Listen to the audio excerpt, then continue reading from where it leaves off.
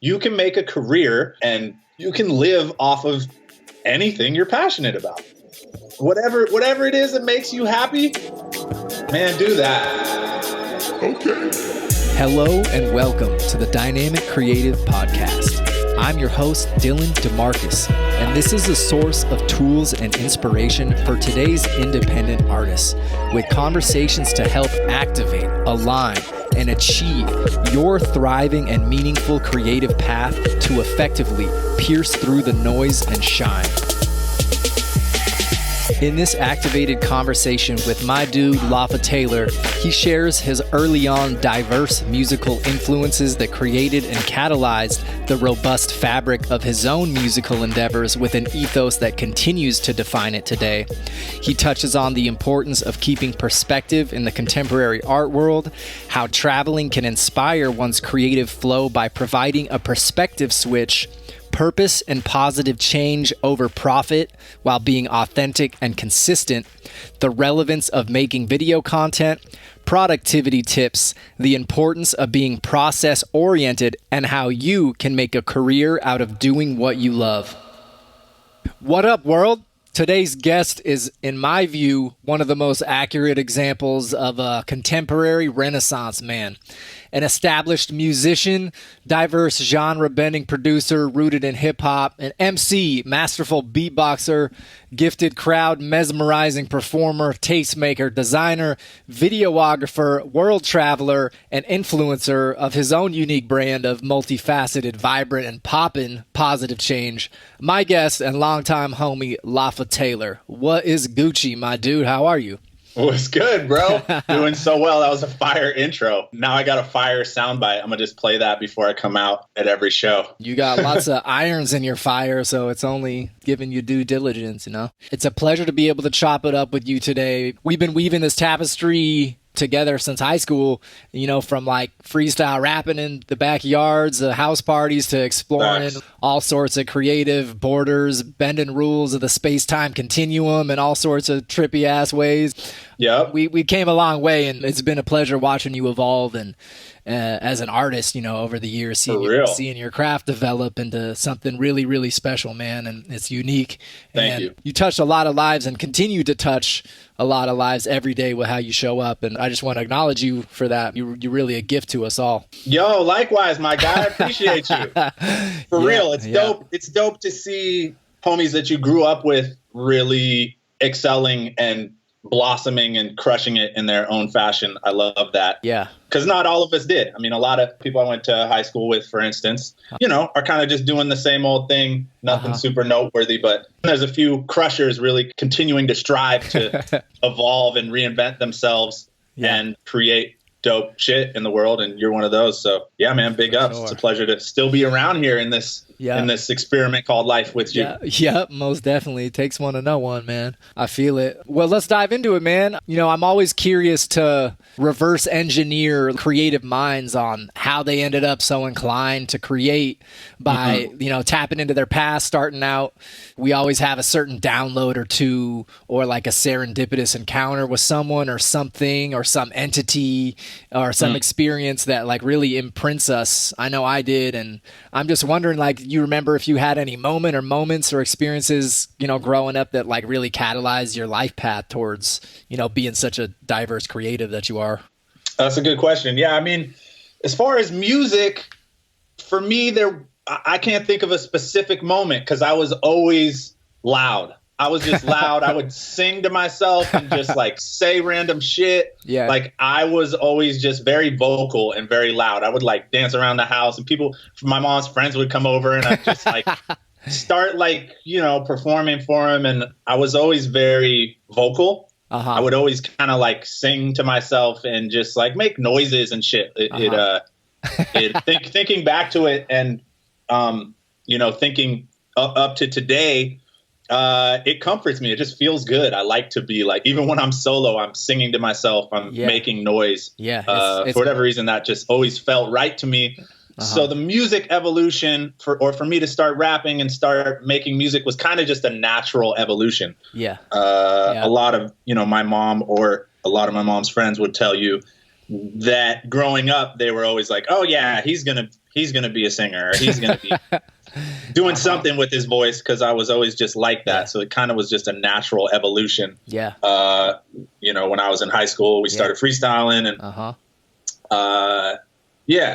it was kind of like, of course I would do music. It's just wasn't even a question. It's just been imprinted on you since the get. Yeah. Yeah, I mean, I actually didn't grow up with a television, shout out to my mom, until I was 14. Respect. And so, in the house. And so, what we would do a lot of the times for fun was listen to music. That was like our form of entertainment, as opposed to throwing on a TV show. It'd be throw on an album, dance around, sing along, whatever. Yep. So yeah, that was definitely imprinted on me at an early age. Yeah, I feel it. And, you know, that reminds me, like, when you say that, you know, making sounds and whatnot just feels good. Like, if I'm ever having a rough day and I start spontaneously, like, singing or beatboxing in the shower, like, it's legit medicine. Like, I immediately feel, like, euphoric and jovial and, like, much more upbeat. So. Absolutely. Yeah, it really works. I mean, it's not to say that I'm always, like, singing dope songs and shit or freestyling fire lyrics. I will literally just, like... I will exclaim gibberish and like a random accent, or like tell myself jokes, and I don't know, I just crack myself up. And a lot of the times it's vocally. That's special. Just let it out. The minute I saw you and met you, I knew there was something on that tip that I hadn't really experienced from any other person. So I'm not surprised that you're at where you're at today. Yep. And I want to shout out Eugene too, man, for what it provided us. Like, I always found myself, you know, drawn to create since I was young. But man, when I moved there, like in high school at the end of my junior year, like there was literally some paradigm shift shit happening. It's like it was at the time like this mystical like melting pot of creativity, and that the scene was built up with the people and the culture, and it was something special and really just a beautiful launching pad creatively for so many of us. And I got a tremendous amount of gratitude for it. And it's where I met you and mad other homies. So me too, man. Really, I feel thankful. Incredibly thankful for the environment that we grew up in there. My personal experience with it was that it was very inviting and supportive of my creativity. Yeah. You know, not only the community and of course my mom, which is fire, was always supportive, but the school even as well. I don't know if you remember, they would let me do all kinds of shit. We got to throw the skate days. We got to throw shows in the quad. We got to. They really just. I got to make my own class in high school. The homie Scott Kleiner, shout out Scott Kleiner, saw that I was, you know, editing. I took a video editing class. He saw that I excelled in that. I was like, I want to make my own class. He was like, cool. Pitch to me what you want to do.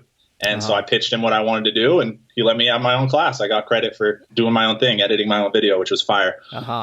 I just feel, very lucky to have had such a supportive upbringing in Eugene for my creativity. Yeah, same, for sure.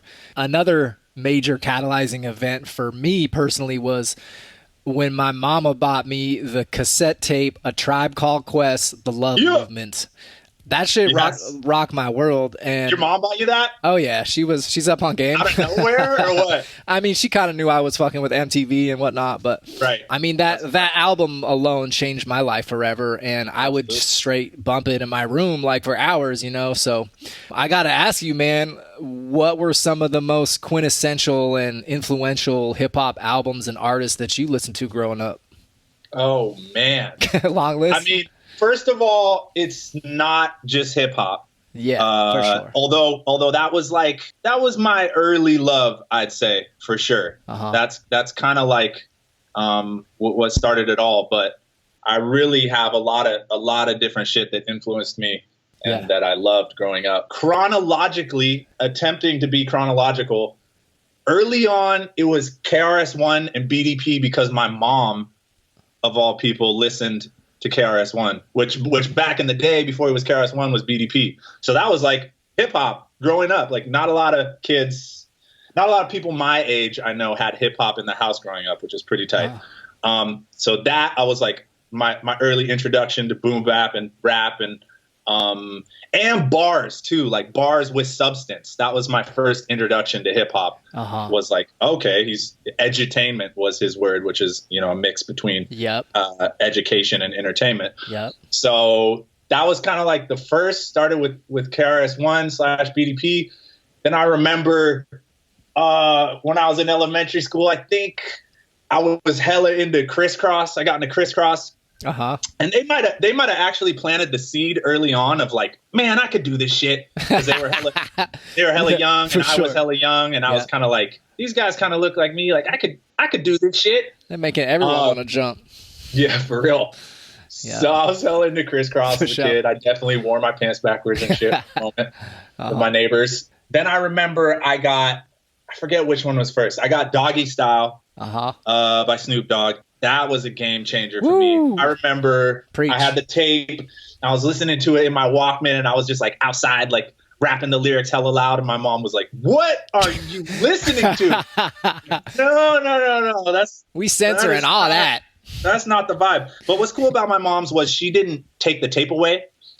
She just kind of broke down she was like, do you know what you're saying? Like, are you listening to because I was saying some shit, bro, on Doggy Style at however old I was, hella young. Oh, yeah. And so we kind of like talked about it, and she was kind of like, this is why I don't fuck with this is why I don't fuck with that, which is fire. Never took something away, which, of course, would have made me want it even more. But so there was Doggy Style, which definitely made me fall in love with a certain type of production. You know what I'm saying? That funk, that mix of instruments, the sampling, I don't know, just the production on Doggy Style was crazy. And slapping bass, obviously. Yep, for sure. Slappers. Yeah. And then Warren G, I was hella into Warren G Regulators. Those were like Doggy Style and Regulators were the first 2 tapes I like rap, gangster rap tapes I had, and those 2 changed my life. I slapped both those real hard. Yep, those go together like milk and honey for sure.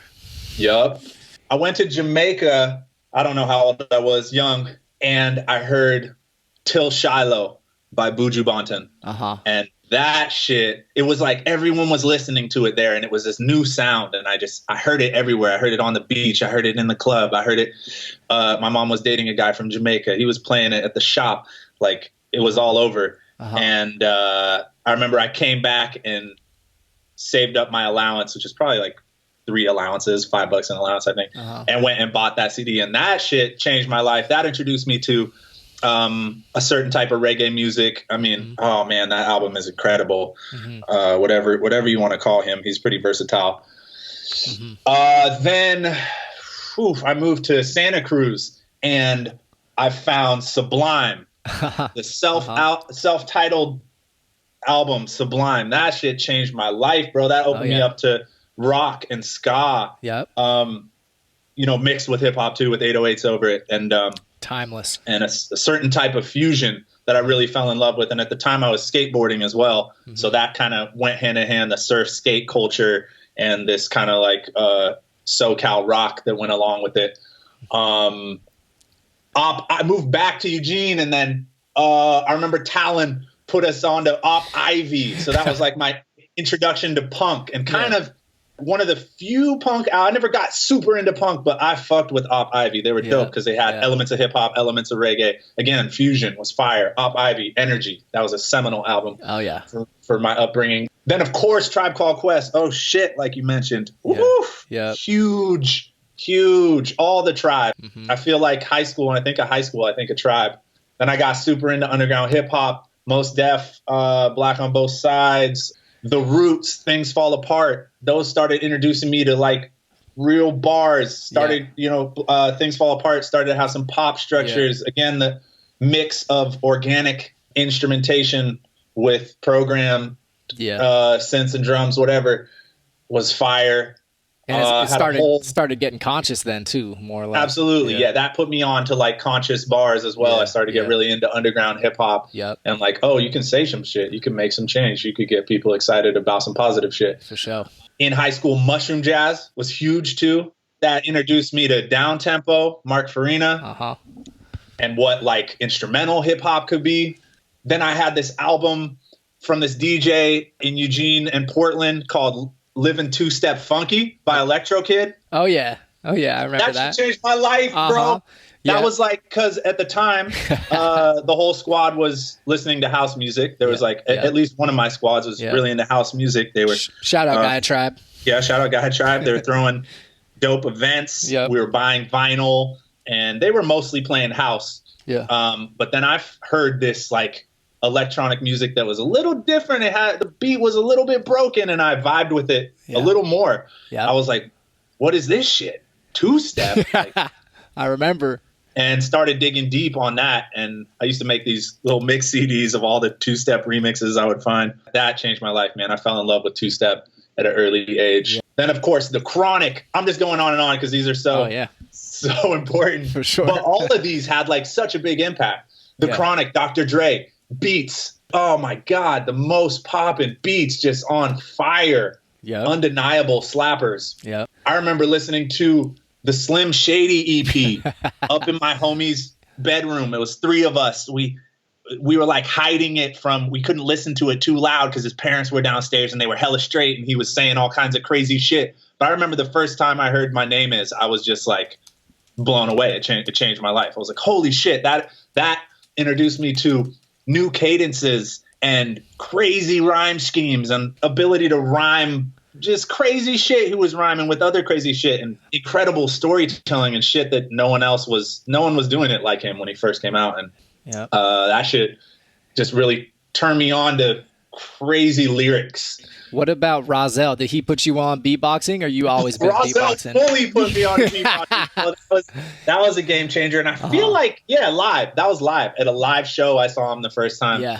Was just blown away. And I'd kind of been messing around with beatboxing a little bit, but that made me really want to start beatboxing more and learning new sounds and shit. Then, like, I had a whole Putumayo phase. I don't know if you remember that. Oh, yeah, the world music shit all day. Same. So I kind of got into that. I was like feeling all adulty, like, all right. That was my world music influence. Then moving forward, I didn't really like R&B growing up, but I remember the song that put me on to or opened me up to R&B, I should say, is The Dream, I Love Your Girl. I'm really fucking with like love songy, like sappy kind of shit is what I thought R&B was before that. But then I heard him mixing 808s and kind of this more upbeat, danceable production with the R&B. And from there, I just started finding more and more R&B and realizing that I actually fucked with it, which then made me retroactively go back and listen to a bunch of shit such as Justin Timberlake's Justified. Okay. which was oh my God, such an incredible album. I mean, we're talking, well, again, fusion plays a big role in all these things for me because we have Timbaland's incredible production, fire hip hop mixed with R&B. So it's a fusion of the hip hop and the R&B. The album was incredible. I was getting more into electronic music. Skrillex blew my mind because he moved the genre forward when he came out with this just mind-bending dubstep, I guess is what it was at the time. That everybody just jumped on and bit so quick. Totally. It's crazy. Yeah, the dubstep wave was interesting. I don't know. I was into it. I wasn't a super stan for all of it, but Skrillex, I was like, wow, this is really innovative. Then as I was getting into R&B more and kind of opening up to like, let's check out what the radio's doing a little bit. Like maybe I could fuck with some shit. I found Drake, So Far Gone. I remember it was through a remix. It was through some electronic, probably dubstep-y remix. I was like, oh, okay, this is kind of tight. And so I downloaded So Far Gone, probably off LimeWire or some shit. That shit changed me because it was new for the time. He was kind of touching on some new topics that people weren't really. He was from a new angle. Vulnerability. It was the first time for me that I really experienced vulnerability. The way that he presented it while still being braggadocious. Yeah, it was an interesting angle. That changed me. And then, of course, the singing and the rapping side by side. So that shit really influenced me. Okay, lastly, I'll say Disclosure, Settle. Okay. Was a game changer for house. I've always loved house, but again, I feel like they were really innovating and are still with the house they were making. It was so musical and intelligent, yet completely danceable and vocal, big on vocals. They showed me that you could do a pop song in a house structure. That was really a game changer for me. Super influence. I would pop and lock to some Disclosure all day for sure.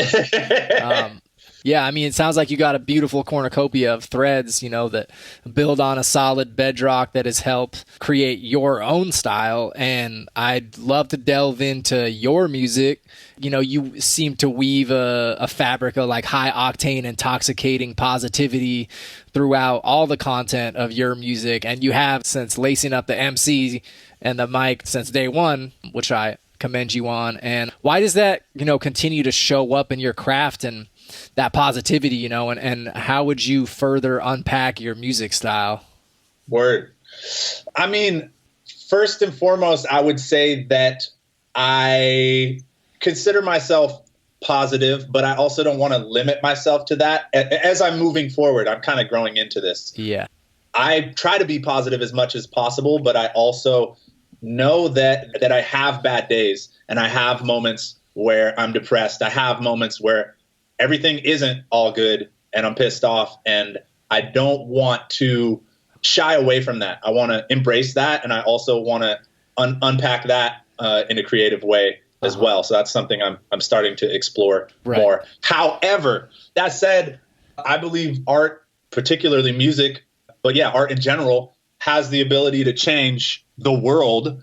Yeah. And so why not make it constructive instead of destructive? I mean, in my opinion, there's so much out there already that is, I guess, people kind of unpacking their trauma through creativity in possibly a destructive way, which people can relate to, and I feel like is important and has its place. But to balance the scales, especially if I'm in a good place and have the ability to, and have the perspective to share a positive outlook, why not try to be positive?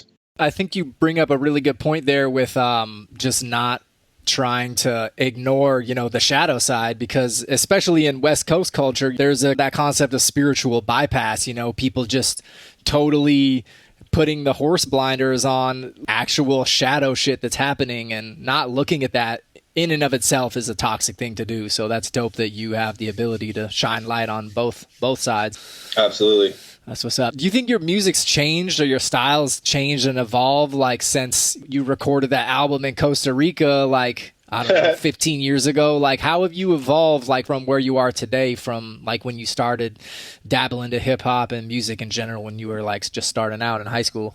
In so many ways. However, as much as I've changed, the ethos is still the same. The reason I create is still the same. And so I feel like, like you were saying, that still rings true, that I weave that in still. I guess that is to, when I can, create positive change and I guess just be true to myself, be true to my perspective. Sonically, so much has evolved. The state of music, the state of hip hop is just different than it was. The cadences are different than they were. Mm-hmm. The beats are different than they were. I'm still very much into fusion wherever possible, or I guess I should say that still excites me a lot whenever new combinations are being tried out. So I'm still fucking with that, of course.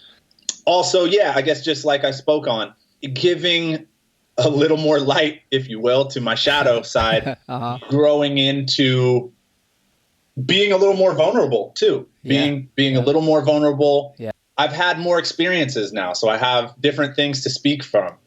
In certain aspects, I'm a little more jaded. When I was young and fresh out of high school, I was kind of I've had less experiences. And at that point, my perspective was different than it is now. Yeah. And so that has, that influences my music currently. I see that showing up in that new single you put out, that Flex tune. That shit slap. That shit goes. Thank you. Yeah. That's kind of a motivational, it's a subtle motivational song, really, and kind of a song about persistence and I guess being triumphant and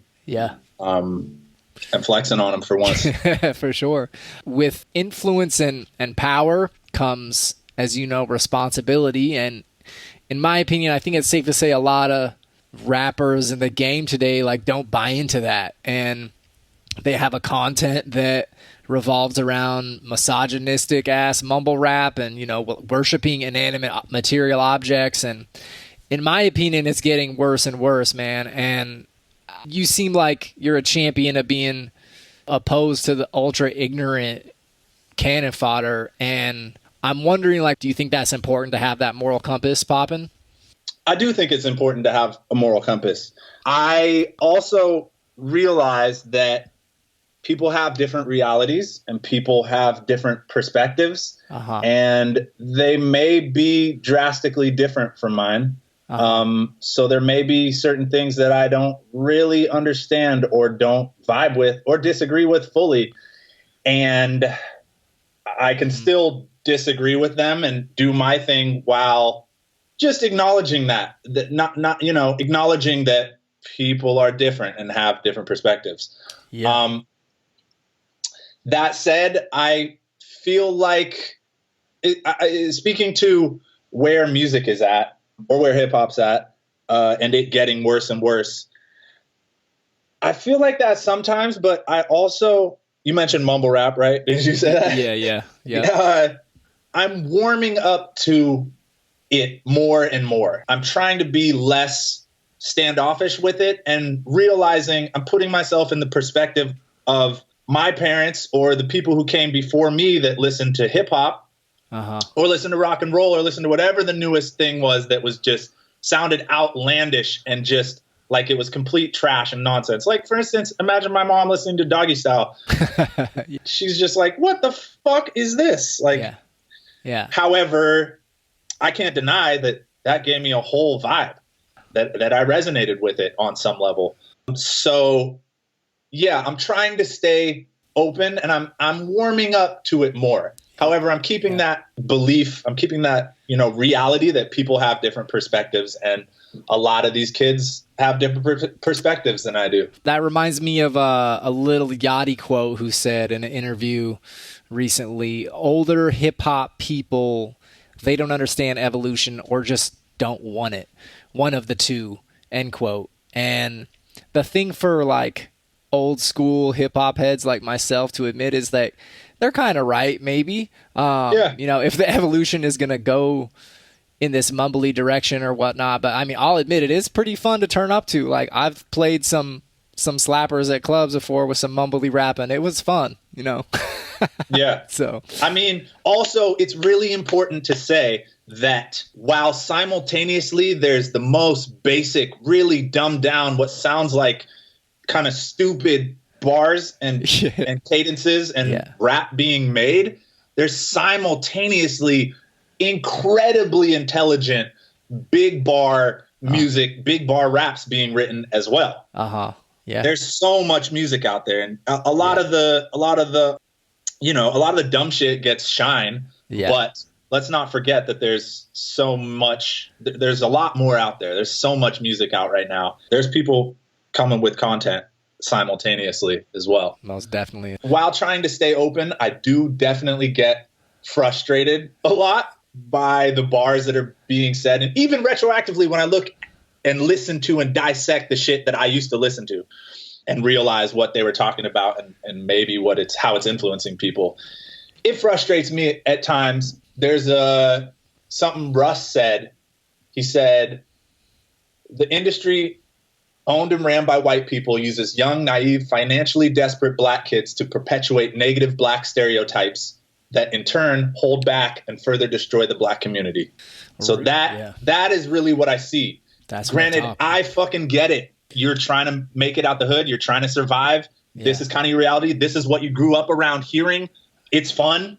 I get it, but I see this element of kids being pimped by record labels, by rec execs, which happen to be white for the most part. And I see this element of control and this element of exploitation, and that frustrates me. It is incredibly frustrating. I think it seems like the only thing we can do is remind people how powerful even a single voice is, because a lot of us get disenfranchised that, we're not getting 500 million plays or whatever. Like, it doesn't matter. Like, any wave or ripple you create, no matter where you're at, is still going to be like a positive change, Facts. That's fire. Yeah. I feel that. What's up with the contemporary music scene in LA like? What's it like to be a part of there? And is it unique and stand out from other places that you've been? LA's weird, man. It's really cool in a lot of ways. It's incredibly stimulating. And LA is dope because everyone is here. It's like anyone and everyone who takes their art seriously and wants to succeed on a global scale is here or will be passing through here at some point. It's a hub for art in general, but namely music, fashion, television, film. And so to be in a place where the people you're surrounded by, I mean, everyone's here. All the biggest anyone is here. Oh, pick any artist. They probably are going to be here within the next 6 months if they don't have a crib here. That's super inspiring and simultaneously very intimidating, because now, you know, I grew up in Eugene where I was one of a few kids, especially when I started, I was one of a few kids recording their own shit and making their own music. So it was kind of like easy almost. Because they're like, oh, you rap? Tight. No one else does that. But you come here and everybody is trying to make it. And a lot of people are very talented too. Yeah. So now you're in the ocean with sharks. Now you're, you know, there's big fish out here really doing it. So it can be intimidating at times being around people that are really successful already. So yeah, simultaneously incredibly inspiring and terrifying and intimidating. No, for sure. You know, it seems to me like the intoxicating buzz of the inspiration of just being in the auric field of LA does kind of tip the scales into it being a really fruitful endeavor to create there, though. Sky's the limit here. Yeah. Which is super exciting. That fucking gets me fired up. It's like, it can happen here. Outside of my house. Whatever it is, could pop it off on a global scale from my block. Yeah, and if you feel like taking some shit to a global scale, you got LAX right down the way. I'm sure you'd be frequenting the airport a lot, which has me dying to know like how your traveling has been and continues to be such a staple in your life, and just super curious how it inspires your creative process too. Right. I feel incredibly lucky to have been introduced to travel at an early age. My mom was a big traveler. My grandparents were big travelers. And so kind of from the jump, I realized the benefits of travel and the ease of travel, really. A lot of people, I feel like, build it up to be this big thing. But I was just kind of used to it. So I'm comfortable on the go. I'm comfortable being spontaneous. I'm comfortable arriving in a new place and not really knowing much and finding my bearings. Comfortable not speaking a language and, you know, finding my way around. I mean, especially with smartphones now. But so yeah, I'm super thankful for that. Traveling for me, the biggest thing is it provides a perspective switch, which can influence you in so many different ways.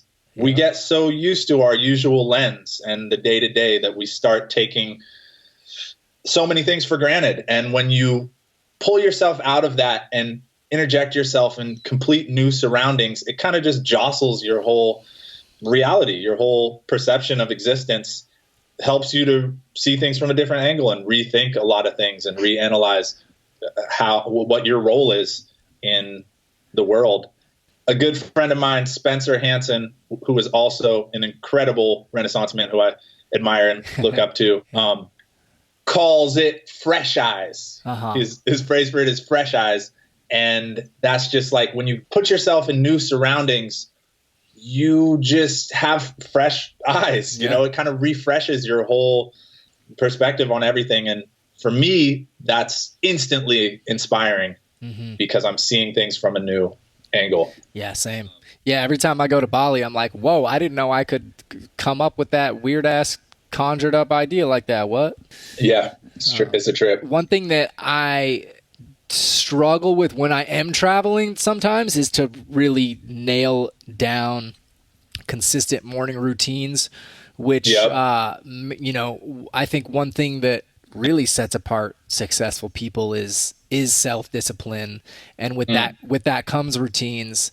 You know, there's so much power in having a non-negotiable routine. And when I surrendered to them, with my morning movement, meditation, breath work, little ritual that I do every morning. Like I leveled up, and I'm just wondering with your Kraken view in Silver Lake, if you got any routines that you'd be down to share with us, or any rituals, to get your creative juices popping for every day.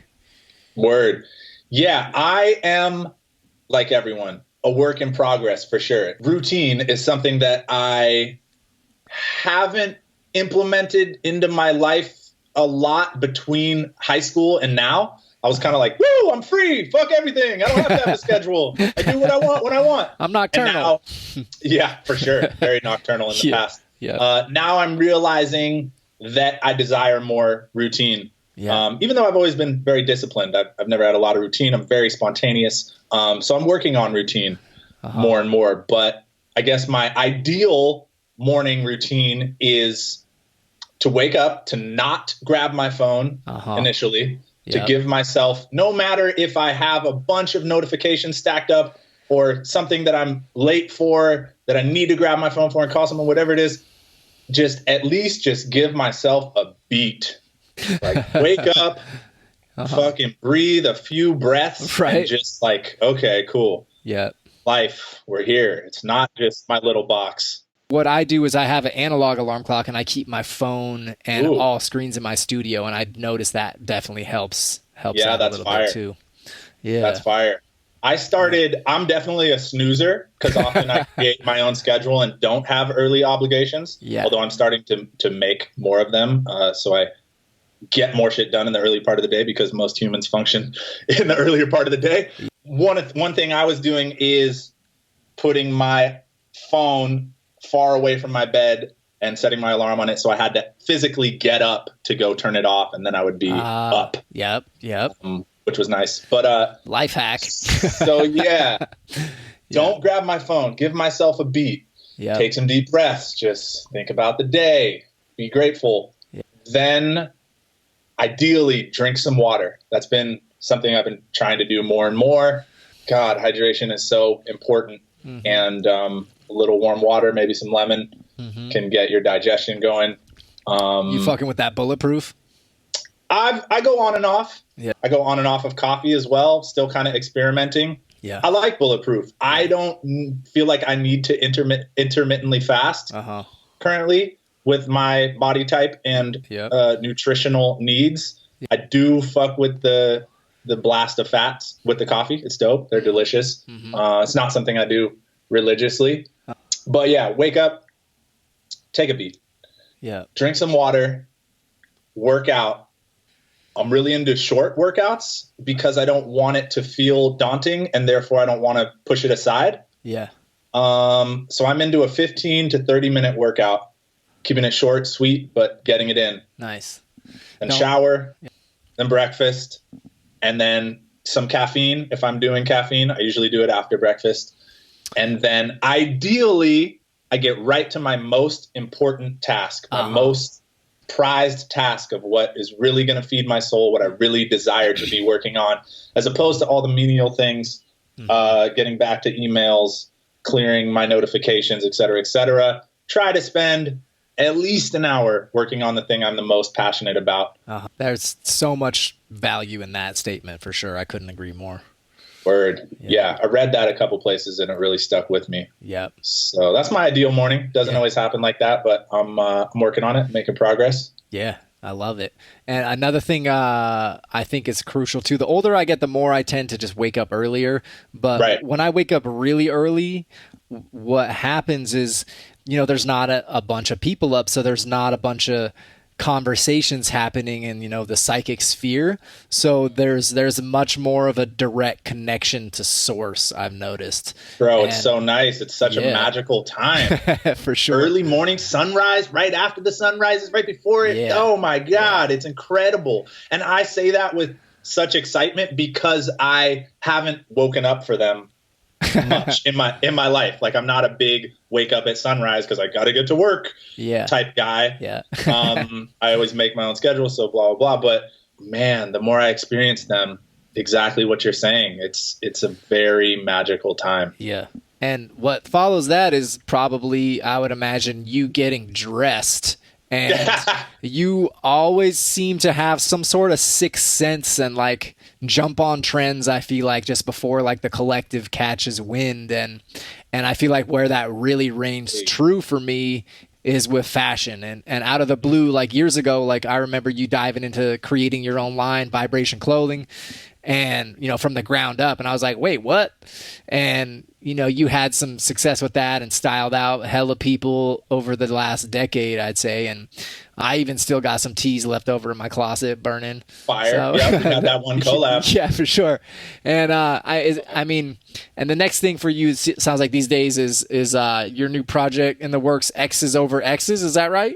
Yes, sir. Yeah, well, so I peeped that IG. You're starting to really develop, you know, a aesthetic with that. Right. I'm excited to see it unfold. I'm wondering, like, what your vision is with that conceptually, and like what is setting you apart with your vision for that beyond other brands. If you could unpack that, that'd be dope. Yeah, for sure.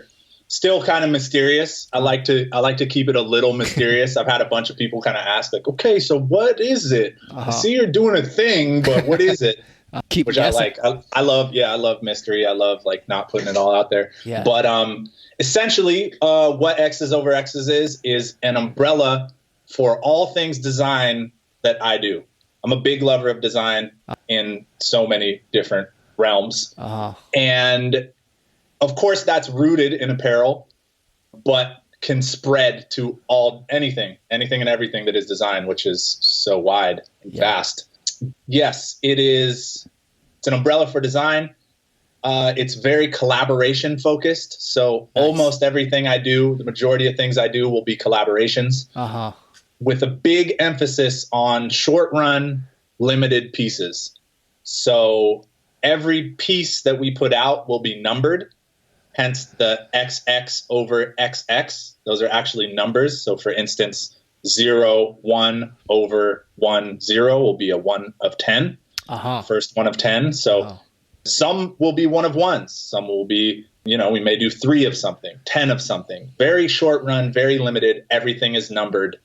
And another big pillar of our ethos is that we tie in some sort of positive change in some way to everything we produce.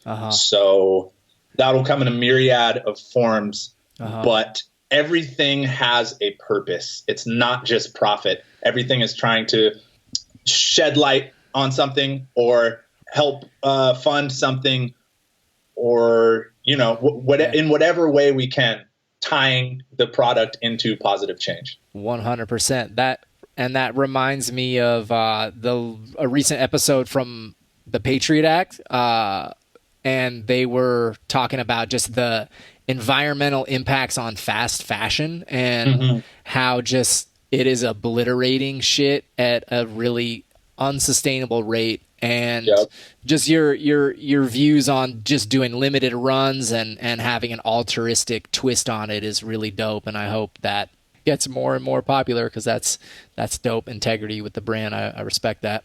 Oh yeah. Thank you. I'm excited. It's limitless too. That's one thing I'm really excited about, is I'm not constraining it to anything really. It's just an umbrella for whatever kind of unfolds out of it. And I feel like for us in this day and age to get traction with new projects or trying to launch them on, say, Instagram, for example, like there's no organic reach anymore. Like you kind of got to pay to play these days, and things are changing like super fast on social media. Like, you know, in Australia, I heard they just took like likes away. TikTok is on the come up, you know, like voice command services like Alexa are starting to become more predominant. You know, I'll probably get my pizza dropped off from a drone next month for all I know. Yes, facts. But it's coming. Like it's weird, like trying to, you know, wrap my head around the complexity of the future of tech and shit. And I'm just wondering where you're seeing attention spans going, and if you got any kind of hunches on where you see social media evolving in the future. Right. I mean, it's hard for me to imagine attention spans getting much shorter than they are currently. For sure. Because they're like split seconds. Something's got to be fire. Yeah. And if it's fire, you might give it 15 seconds. Yeah. And that's kind of like where it's at. I mean, I always reference back to Idiocracy, the movie. Oh, for sure. And there's the like kick the dude in the nuts channel. And I'm just really curious. I hope not personally, but you know, trying to stay open to wherever it's going. But I'm hoping we're not going there to where that's our attention span. I really don't know. I won't claim to really have my finger on the pulse of where things are going. But one thing I can say is I've felt a shift in the past year or two of Instagram. And that was the shift for me when all of a sudden a page full of selfies didn't do it for me anymore. Yeah. I was like, okay, I've actually been looking at pictures of you for 10 years now. And I'm kind of like, I kind of got the pulse on what you're up to for the most part. Plus there's stories now. Like, I desired more personally. And I feel like that must be shared. Yeah. Even though we still find ourselves flicking through, you know, really meaningless stuff. Yeah. I think we all are desiring a little more from it because the honeymoon phase is worn off. I think we're all looking for more value. And so I see those providing value rising to the top more and more, and those people really making making fire content really rising to the top. I see that happening more and more. I'm motivated to do that. I can't say I have exactly. I mean, I think you're right, spot on with just creating value, just a really brilliant blueprint, I think, to social media marketing and just understanding the importance of foundation of kindness, authenticity, and community building, and just being generous and providing that value before like asking for a call to action to your demographic. Absolutely. You know, so that's been super valuable for me. And I mean, one thing that I think you're killing the game with is to stay relevant and stay ahead of the game is just, well, for one, your drone game is off the hook. Just getting started with that. I've been doing more of those. Your overall just like commitment to video since day one. You know, you've had crispy, innovative video content. Props to that. I feel like creating video content personally these days, if you're not doing that as an emerging artist, I feel like you're slipping. Like, you think it's important for people on the come up to be putting video out, and if so, like, how would they even go about implementing that? Video is incredibly important. They say a picture's worth 1,000 words, so a video's worth 1,000,000 more. I don't know. Moving images. I mean, it's closer to reality than any of the other forms, I'd say. You have sound, you have, you know, moving pictures. Yeah, so it's an incredible medium. I think it's super important. I strive to do more video myself. I guess any tips I would give would be work with the tools you have. They're accessible as ever. And a good concept goes a long way. A good concept goes so much further. And that's being proven right now on TikTok, where kids are making fire content that'll keep you engaged for days, especially keep younger kids engaged for days. Just with their phone and a couple little editing tools. Like, that's all you need to reach the world, really. Just get after it and start messing around. And I strive to do more of that myself as well. I'm also trying to create more video myself and experiment with different types of videos, see what hits. Yeah. Ooh, I got a tidbit. Tidbit. Holler. Quick rant. Holler. I love music videos. Man, I love creating them.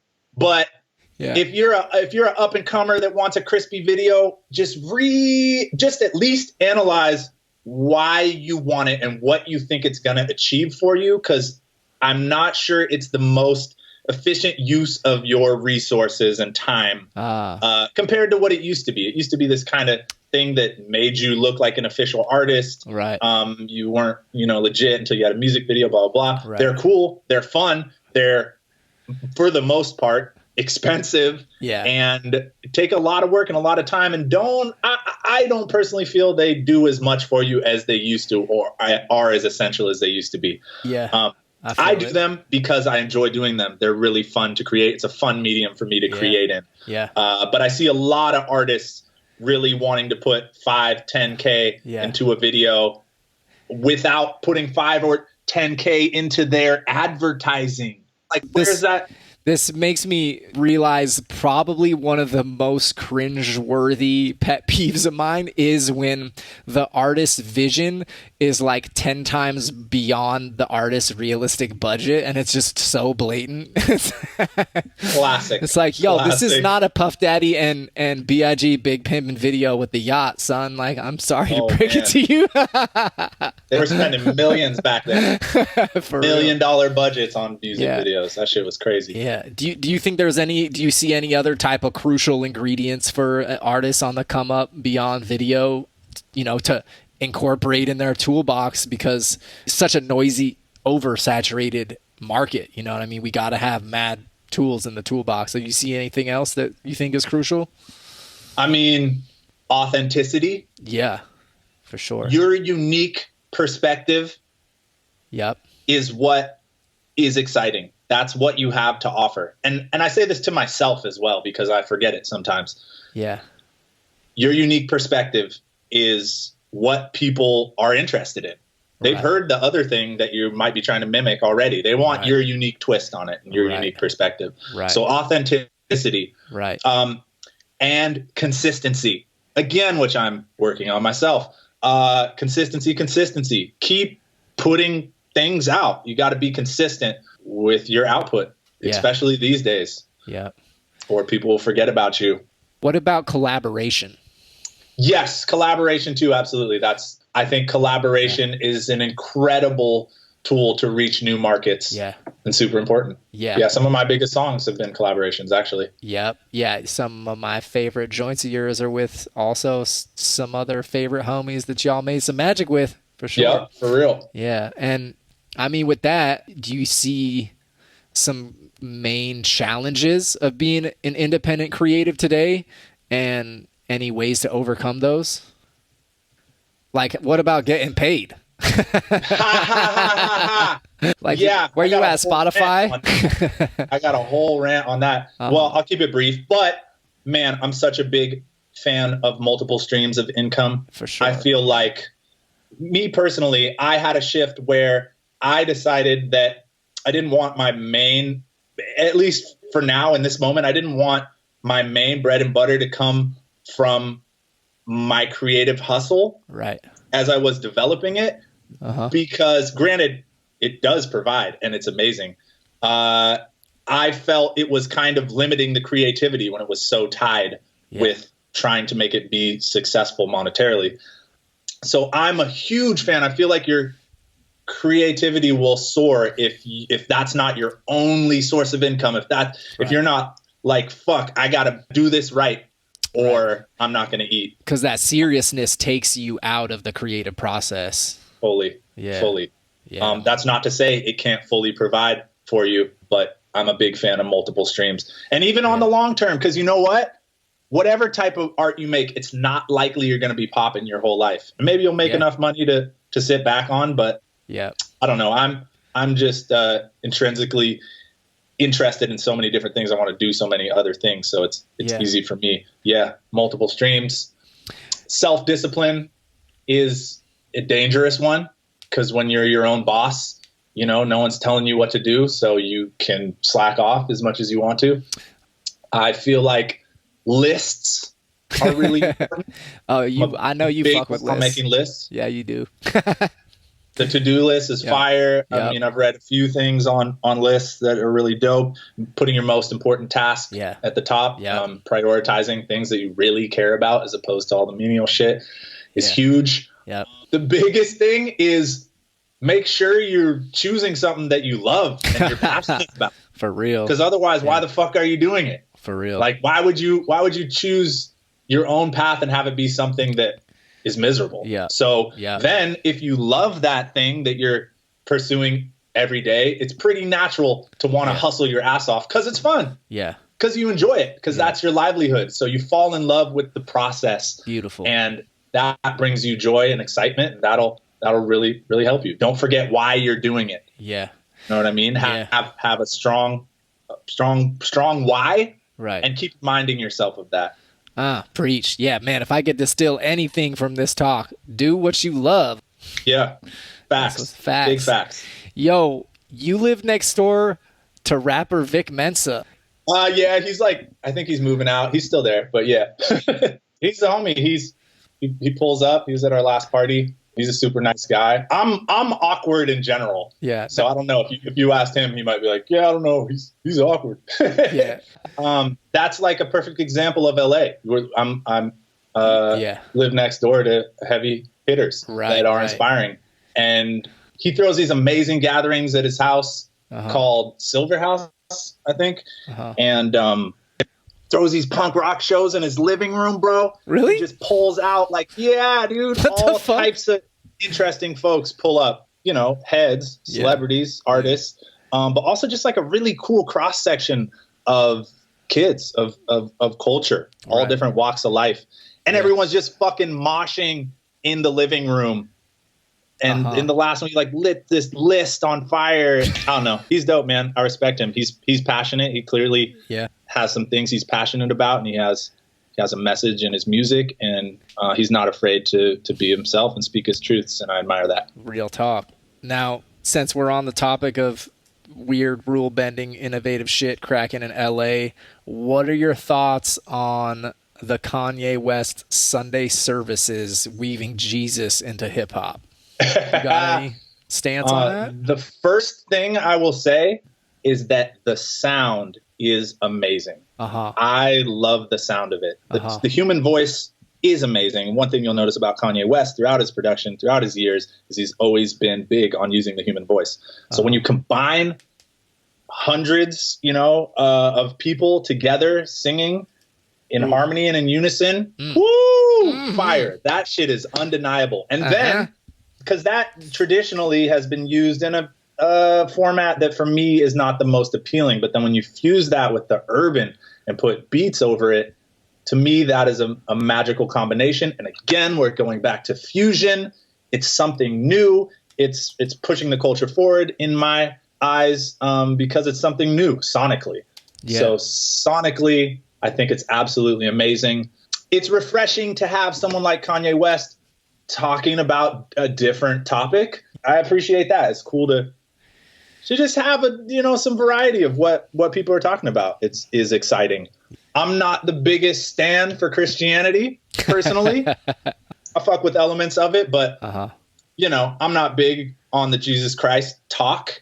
So to that, I kind of take it with a grain of salt. The way I take some trash lyrics from a mumble rapper with a grain of salt and fuck with the vibe and the sonics of it. Right. Yep. Yeah. So it's interesting to me. He's a very interesting character. Very, very compelling, very passionate, very driven, very multifaceted. Eccentric as fuck. Yeah. Absolutely. Do you unapologetic? Yeah, most definitely. I know that sometimes I'll hit a brick wall from creating nonstop. I'm personally a workaholic, and I have underground weird shit that I'm into so I can get myself a mental reset so I can show back up to work in a clear, healthy headspace.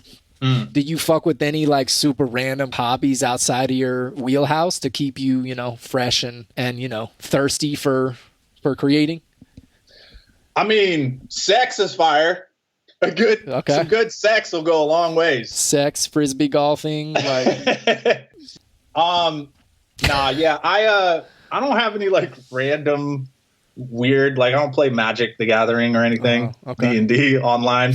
I like to skate. I skateboard. Not as much as I used to, but I snowboard. I'm a board sporter. Yeah. I've been dabbling with surfing. Man, all those definitely refresh me. I mean, rest is so important from whatever it is you're doing. And I'm really realizing that later on in life. It's taken me a long time to realize that because, like you said, I'm a workaholic as well. And I'm realizing the value of taking that moment to reset and taking that moment for leisure time. Yeah, those are a couple things I like to do. I don't know any weird, random weird shit. I mean, I have so many passions. A lot of them are creative, though. I like to build. Yeah. I like to fix. I just kind of realized that recently. Yeah, you do. I'm a fan of fixing as opposed to throwing away. Or rebuying. Yeah. Or rebuying. Yeah. In certain situations. Right. I had this $800 little, I have an Invisalign right now. Nice. I had this $800 little thing called Excellident that you put in your mouth and it vibrates and it helps your teeth straighten quicker. And it stopped charging and it was $800 for a new one. Whew. And I was like, man, they're about to just get me on $800. Damn, man. Son. I can't. It's like, I could fix this shit. Opened it up, got the right screwdriver, opened it up, bought the battery on Amazon, soldered the little thing in there. Works better than it did before. Holds a better charge. My dude. $800 right there. And not creating more e-waste simultaneously. Yeah. It made me feel good, and it made me realize that in certain situations, fixing things gives me great satisfaction. Man, think about if everybody had that train of thought. Sure. You know, there would be I think I got that from my mom. She's a big fixer. She's very DIY. I've always been very DIY in general, so that kind of just goes hand in hand. That's what's up. I respect that, man. Hey, to wrap it up, is there any quick advice you want to give to, young, developing, multifaceted Renaissance man like yourself on the come up? Whew. Make sure you love it. Make sure choose something you love. Yeah. Whatever it is, everyone loves some shit. And the beauty of it, one thing that Gary Vee's preaching about a lot is like, you can make a career, you can live off of anything you're passionate about. Yeah. Whatever it is that makes you happy, man, do that. Yeah, do that. And it might not just happen overnight. I'm not just saying you can instantly just make a living from talking about dogs, but in the long run, you absolutely can. And choose something you love and you're passionate about. Yeah. Don't forget why you're doing it. Facts. And speaking to the Renaissance thing, what was big for me was writing down, having a separate list for all of the various things I'm working on. Uh-huh. So I have about 10 things I'm working on, which honestly, recently I had to kind of come to terms with and realize that, you know what, this is what makes me happy. I like to have a bunch of irons in the fire, and it may not actually be the best. I probably wouldn't recommend it for productivity for most people, but you know what? It's how I work. So fuck it. For right now, I'm going to chip away at all 10 things at once. Yeah. But what really helped me visualize that and work on all of them is making lists for each of them and being able to refer to them, kind of check things off one by one. So diversification, that's the move. Yes, sir. Yeah, well, that's what's up, man. Well, that pretty much wraps it up for our time, man. Lafa, I want to thank you for your time today, bro. Like, you distilled so much pragmatic wisdom and value, and like, you've always been the most stand-up dude and positive and inspiring force in the world. And your myriad of prismatic creations and endeavors you tirelessly continue to create.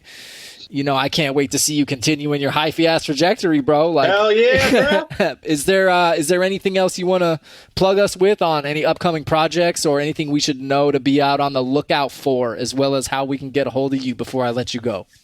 I try not to talk about things that I'm working on before they're actually functioning, before they're actually a thing. Yeah. But my ultimate goals are to create or collaborate on projects that will shift the trajectory of human existence in a positive direction on a grand scale, on a global scale. So those are the things I try to involve myself with in the long term. To find me, it's real easy. LafaTaylor.com is kind of the jump off hub for everything. It's a little more music focused. Of course, my Instagram, Lafa Taylor, LaFataylor. X's over X's is spelled out EXESOVER, EXES. X's over X's, that's the Instagram. That's the .com. Yeah. Find me in person. You know what I'm saying? Uh-huh. I'd be physical. I'd be a physical entity. You can holler at me in real life. I love you, man. Big ups. Yeah. I love the new platform. Yep. And I wish you the best of success with all your endeavors. Game recognized game. I appreciate you, Lafa. Yeah, man. Much love. All right. Good chat. Sure.